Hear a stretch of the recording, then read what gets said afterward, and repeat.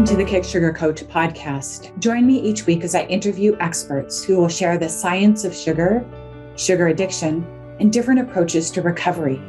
We hope to empower you with the information and inspiration, insights, and strategies you need to break up with sugar and fall in love with healthy whole foods so you can prevent and reverse chronic disease, lose weight, boost your mood and energy.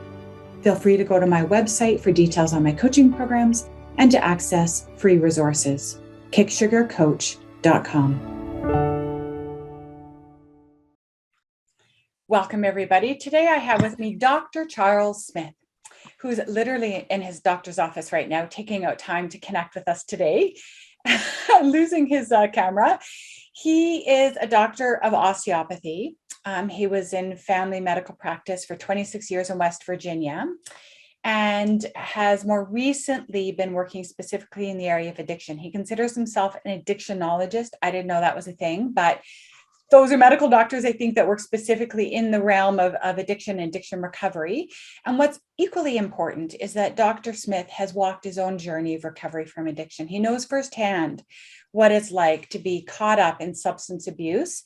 And he also knows the science and the medical understanding of what's going on in the brain and the biological aspects of addiction. So welcome, Dr. Smith. Thank you. I'm glad to be here. So let's start with your story. So when did your story of addiction start? Like, what are some of your earliest memories of noticing, oh, I was already actively in addiction? Well, certainly even as a teenager, when underage drinking was involved, at 14, 15, 16, when a group of teenage kids would just be out experimenting. I did even notice at that time, I liked it a little too much. I drank more than the other kids. I tend to have more consequences of my drinking than the other kids did. Then once college came around, that fit me perfectly. Then it was binge drinking 3, 4, 5, 6 days a week. As I mentioned to you earlier, then once medical school started, I actually became somewhat depressed because I found out very quickly I wasn't going to be able to do the academics and continue my drinking at that level. So I was able to curtail it, but I was sad about that. So once I finished medical school and began to practice, my alcohol use drastically increased. And that's when I discovered my other big addiction, which was opiate pain pills. I would come in to the office so sick with severe alcohol hangovers, and they had just started sampling Vicodin and Lortab. This was in the 1980s. So I said, well, I'm going to take a couple of these, see what it does. Well, the next 20 years is basically a blur because it did extreme euphoria and an extreme high, and I mixed them with alcohol.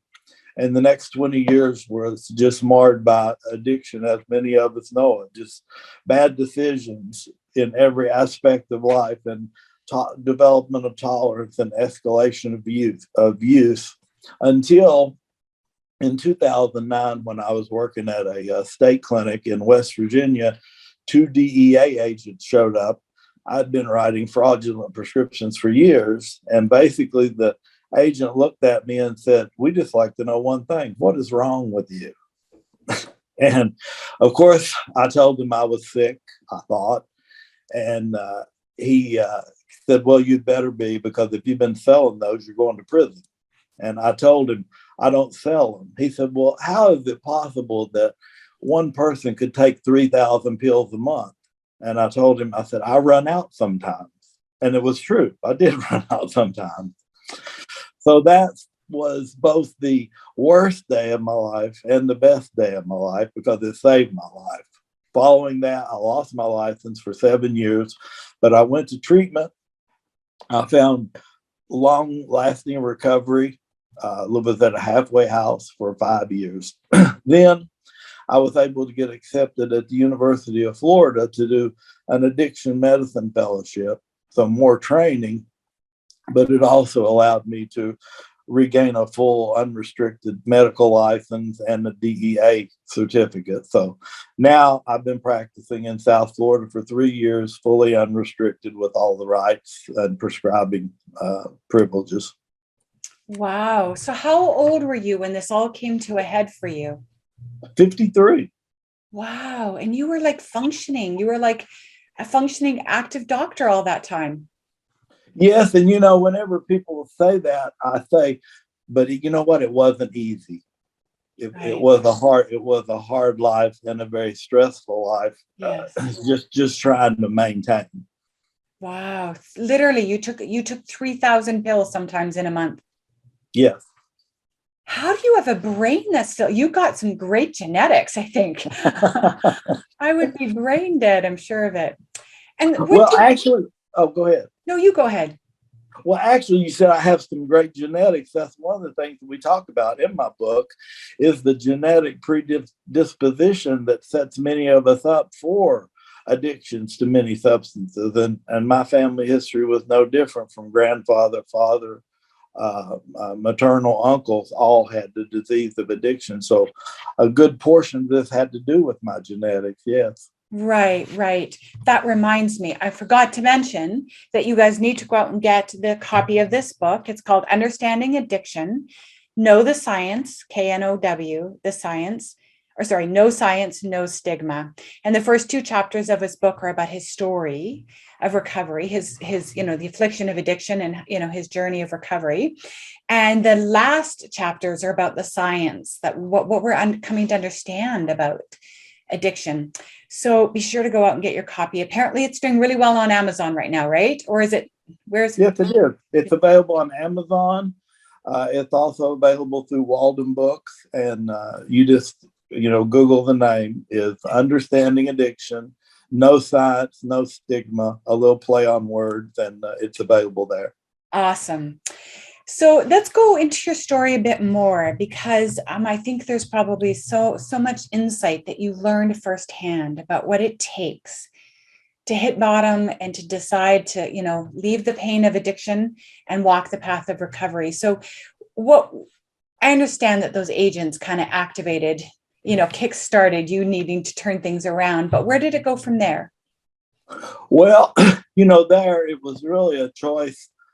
I didn't really have a choice. That I lost my license. I had already lost my driver's license to a previous DUI, so I had no source of income. And I really expected there would be some sort of prosecution for these fraudulent prescriptions that I had written. So I went on to treatment.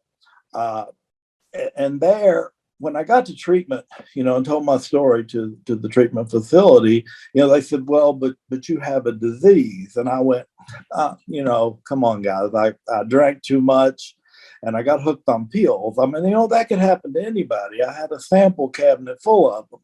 Well, it turns out that doesn't happen to anyone. In fact, most of the physicians across the world have access to these medicines, and it doesn't happen to them. So I got to read, and they told me that I was sick, and I was like, this, I've been a family doctor for 26 years. I think I would recognize disease when I see it. I said, this was just bad behavior. So I started the treatment. My mind did start to heal. I became open-minded and started researching the science myself. A lot of Dr. Nora Volkow's work. She's the medical director of National Institute of Drug Abuse. And I started learning that, yes, I was a very sick person. I researched out what were my risk factors, the genetics, adverse childhood experiences, high tolerance of substance, ease of access to substance, and I was basically a disaster waiting to happen. All I had to do was add the chemicals.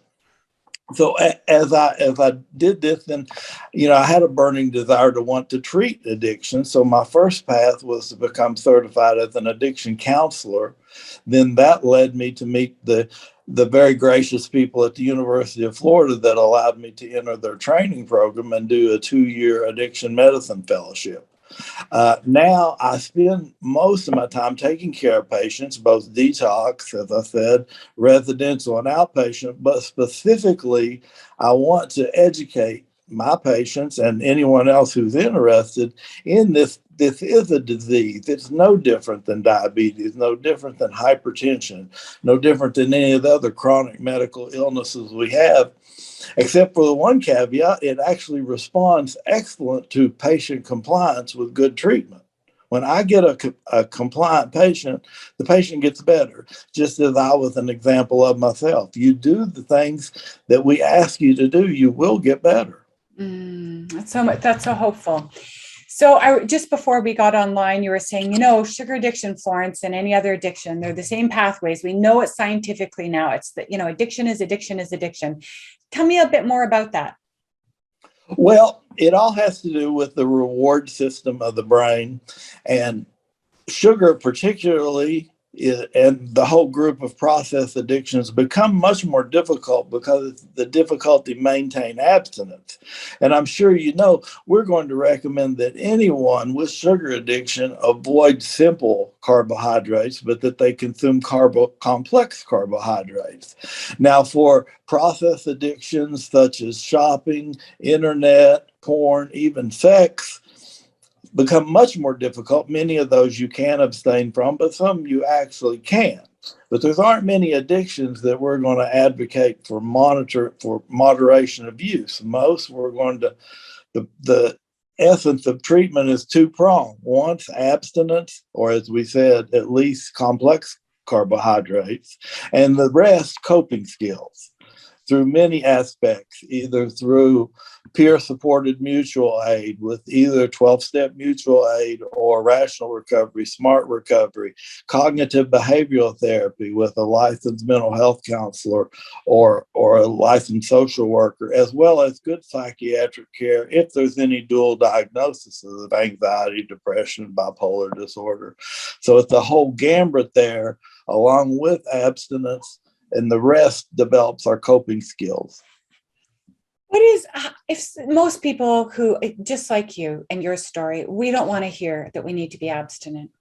We want to hear that we can heal this and we can go back and become normal eaters, or be moderate with cake, or have the odd cookie, or have birthday cake or something like that, right?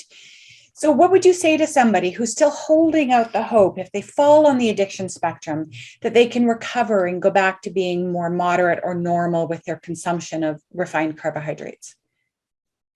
Then they don't have the level of disease that rises to, say, alcohol use disorder severe. And we have a full screening process to diagnose those people. If you just had one or two episodes of problem drinking, that is not enough to make the diagnosis. So it's very important that you go through a screening procedure. Are you familiar with the CAGE screening, CAGE acronym? Have you tried to cut back and you couldn't? Do you become angry or annoyed when someone brings up your use? Do you ever feel guilty over your use? Or do you ever need an eye opener, or use or partake of something before an event or early in the morning? If you answer yes to any of those questions, that should prompt a professional evaluation. At that professional evaluation, they'll determine what level you're at. And at that point, I'm asking these people to follow the medical professional's advice. If they tell you that moderation could work for you, that you're at a very low level, by all means, I have no reason to object. But for the vast majority, that's not the case. The vast majority need to practice abstinence. And with time and healing of the reward system of the brain, our salience, what's important to us, changes, as well as our prefrontal cortex heals and our ability to make good decisions improves. How do we heal the brain then? Okay, let's say someone says, all right, maybe I need to do abstinence. Okay, that's creates terror and grief in me, but let's say I'm willing to do abstinence. How long does it take to heal the brain? And what does it take to heal the brain? It takes for most alcohol, drugs, and other substances up to 2 years for the reward system to heal, including the prefrontal cortex. So what has to happen, as we said, abstinence from the substance, but equally as important is the development of these coping skills, that I start practicing healthy behaviors. I replace my previous unhealthy behaviors with healthy behaviors. We can't leave a void there. It simply won't work. But when we replace them with healthy behaviors, it's not like it's 0 to 2 years and it all happens. This is almost, I put in the book, almost like watching the sunrise. Okay, at 6 a.m. it's dusk, maybe 8, 9. You can see it. You can see some light. You even see a little sunshine. Noon, it's pretty bright and shining. That's how the 1 to 2 years develop, almost like watching the sunrise. And then when you're at that full sunrise, then you are, I always use that little phrase, the best you can be. At that point, you really are, as we say in the meetings, happy, joyous, and free. Right. And one of the things I heard about healing the brain, and I've heard it before, that it takes roughly 2 years for us to heal the brain and to get back to equilibrium in terms of our baseline neurotransmitters, to feel good, to feel resilient, to have our neocortex be back online, all those good things. But it doesn't actually happen if we don't abstain from all the things that light up our addictive pathways. So caffeine, sugar. So if, let's say you are a drinker, and most of my audience are sugar addicts, but some of them have co-addictions, like they actually have issues with wine and alcohol as well. But I understand that to truly heal the brain, you actually have to abstain from all addictive substances. Is that your opinion as well? Yes, and I have that in chapter 3 of my book, that all natural occurring substances and healthy behaviors that give our brain reward don't go over 200 in the limbic system of the brain. All these other substances that go over 200, or in genetic predisposition individuals that have the D subtype 2 receptors that can accept these other rewards, when this system becomes dysregulated, it opens us up to restless, irritable, discontent, to frequent episodes of withdrawal and subsequent depression. So most people just continue to use in an attempt to feel normal. So what all of the addiction medicine world recommends is abstinence from anything that's going to dysregulate the dopamine reward system. We particularly harp on smokers and nicotine over this because it definitely elevates the reward at 225. So it doesn't mean that that someone continues nicotine is absolutely doomed to never recover from their drug of choice, but it makes it more difficult. Yes, I've heard that. Now, what do you mean by 200 and 225? Is that some sort of measurement that we can do in blood work, or what is that? Actually, this is milligram percent concentration of the reward chemical released in the midbrain. And this can be measured with modern day radiology techniques such as PET scans and functional MRI scans, which measure not only anatomy, but metabolism of the brain. Oh my goodness, that is so interesting. So basically what you're saying is that if someone's wondering if maybe coffee lights up their limbic system, their limbic brain, and goes over the 200, what is it, milligrams, did you say? It's percent concentration. What he said, over the 200% concentration. And so we can deny to ourselves, right? We can lie to ourselves about, oh no, it's not really a problem. But if we did a PET scan and we could show that it was above 200, it's suggesting that biochemically in the brain, it is in fact acting like a drug. Exactly. And then there's certainly the poor man's litmus test for this that I describe to patients all the time. I see a patient at a restaurant, they have one margarita, and I go up to them and I say, you know what, it's our restaurant anniversary. We're going to give you 6 more margaritas on the house. Well, interestingly, 9 out of 10 people will decline that. And their answer simply is, I don't like the way 6 or 7 make me feel. Where the 1 in 10 who has this vulnerability of the dopamine reward system is going to say, of course, bring them on. I love the euphoria, and I have the ability to accept these high dopamine releases. So of course I want more. So you can do excellent screening very, very cheaply. But also there is this advanced radiologic technique that can identify vulnerable people also.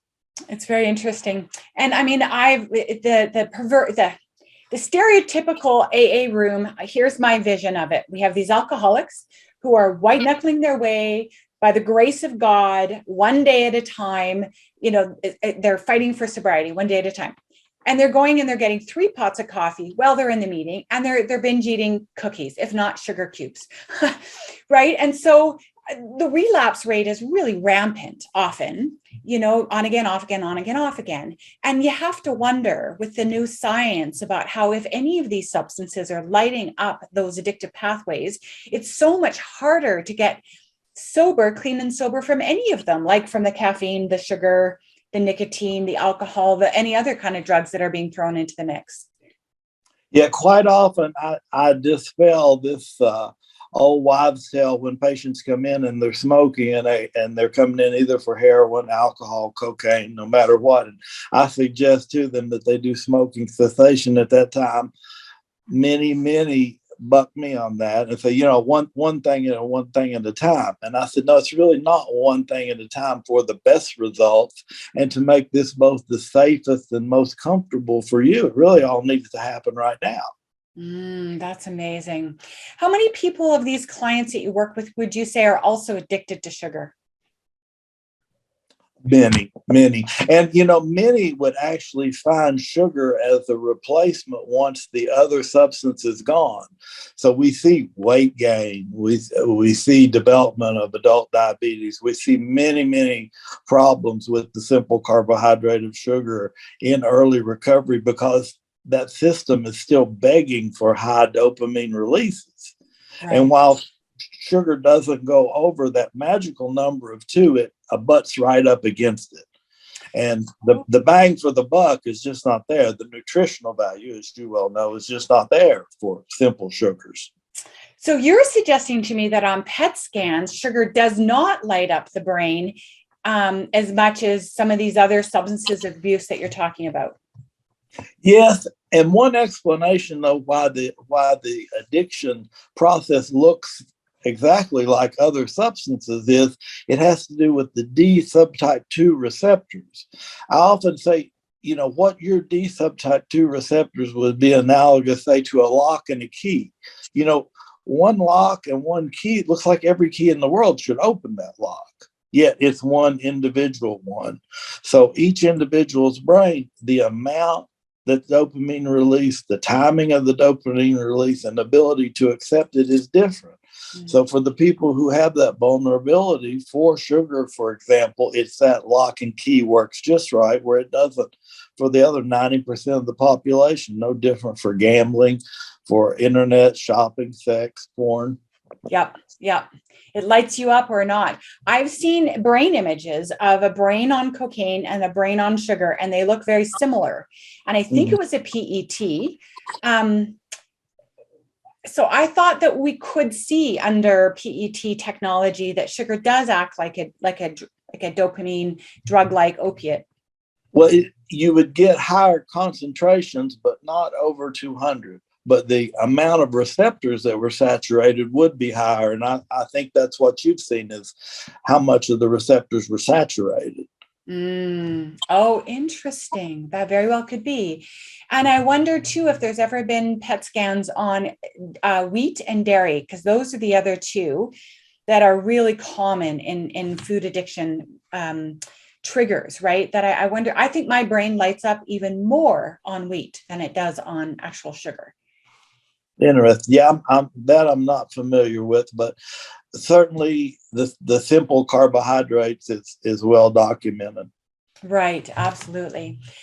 And one of the things I've also heard from another addictionologist out of Canada, Dr. Tarman, she was saying that she thinks that sugar is, in part a gateway drug, that is sort of like the original substance that deregulates the brain and can potentially set addicts up for harder drugs down the road. What is your thoughts on that?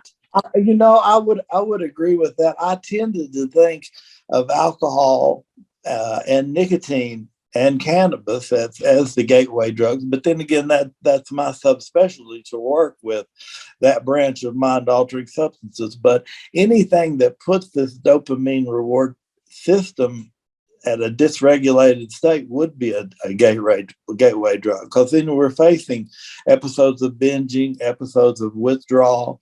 We become uncomfortable, restless, irritable, discontent, and are looking to feel normal. So yeah, I can certainly see the analogy. Yeah. And for you personally, how long was it before you started to feel better? Like, what was your detox like? And what was your recovery like? And what were the tools that works the best for you to keep moving forward? My detox was very difficult the first month. After that, I did start getting some physical exercise. I started at the gym, so I was starting to get endorphin release. I could see my spirit starting to rise, my energy level improve, my sleep improved, my structure of my days improved, and the rest was just a glide slope up to about 2 years. And at about 2 years, I really think I had reached my peak of where I've stayed at for the last 12. Isn't that incredible? Did you have any relapse in those 2 years?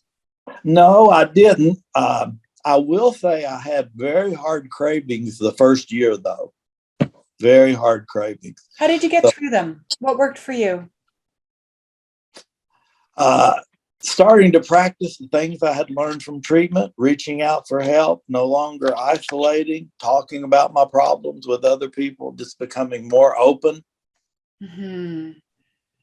Right. Yeah. What's one thing you never want to forget about what it was like when you were actively in an addiction? Just the terror that was involved, the terror, and just we use the term, monkey on your back, but just having to live that double life of knowing that I had this secret that I had to try to hide from the world, that if I didn't have my substances, I couldn't function. And that I had deteriorated to the point that I was going to do whatever it took to get it. Right. Did you ever have like a primal fear that this could kill me, like I could die? During the active addiction, it's so mind altering. A lot of us, and I was included, that we don't care if we do die. Right. If you would have told me, you're not going to wake up tomorrow, my answer was, oh, well. Yes. I wasn't actively suicidal, but my desire to live just wasn't there. Totally. It was dampened. It was dampened at best. And then after 2 years, and the sun is at noon, it's high and it's bright, and your brain is balanced. And, what is life like now for you as a recovered addict? And I should say, I don't know that we ever fully recover, but you know what I'm saying? Your brain is healed and you're moving forward into a sober life. What's the best parts about your life now? Well, I love my work. I love I'm remarried. My wife is now 3 years. I love my family. Things are just great. And I notice certainly now that I am able to enjoy life's little pleasures. I'm able to enjoy exercise. I'm able to enjoy a beautiful day, a beautiful sunset, good times with family and friends and laughter. All those things are able to register on my reward scale now. Ah, that's so beautiful.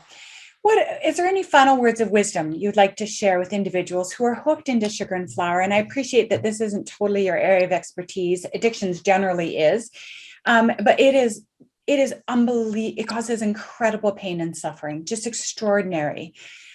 People are overweight, they're depressed, they're anxious, they've got cancer, they've got diabetes, right? They just can't seem to stop eating this junk food, even though they know better.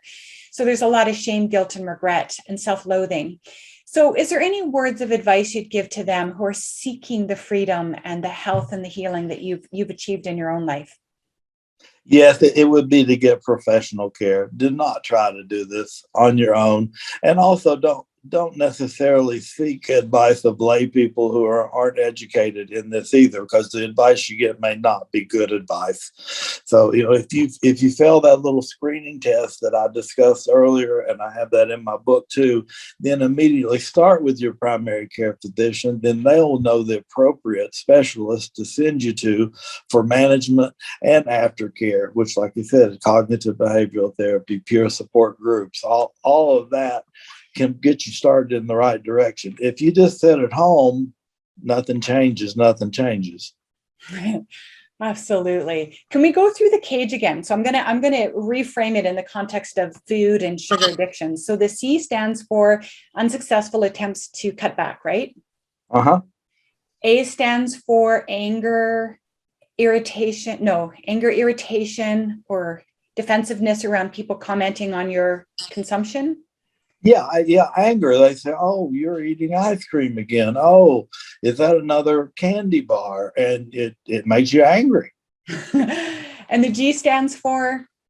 You feel guilty over, "Oh my goodness, I've consumed this much candy, this much sugar cereal," and the guilt becomes overwhelming. And interestingly, the only way to solve that guilt is to redose and use more. So it's that vicious cycle.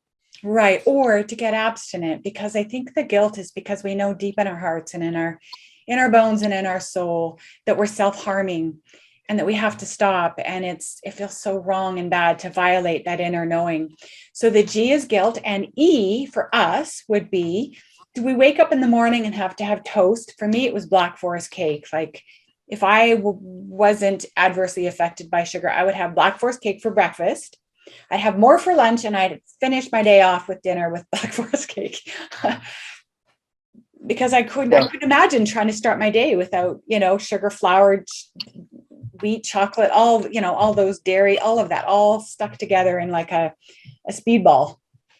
Yeah, that's exactly the way I would have termed it, that speedball. So I'm looking for that burst of energy, that burst of euphoria, that burst of the false happiness that comes with that before I get up, before I do a task, before I have a meeting, before work, maybe no matter what the event is. So the eye opener is not only that you need it in the morning before you're going to do some particular task. Mm-hmm. And answering yes to any one of those 4 questions would prompt the need for a professional review. Mm-hmm. Got it. Thank you so much for your time, your expertise, your book. I have not had a chance to read it yet, but believe me, I will. And I'm so glad to know you on the other side of your addiction. Well, thank you. Please stay in touch with me. Thanks everybody for tuning in. Bye-bye. Bye-bye. Thanks for tuning in this week. If you would like more interviews, more information, and more inspiration on how to break up with sugar, go to my YouTube channel, Kick Sugar Coach, or my website, kicksugarcoach.com. See you next week.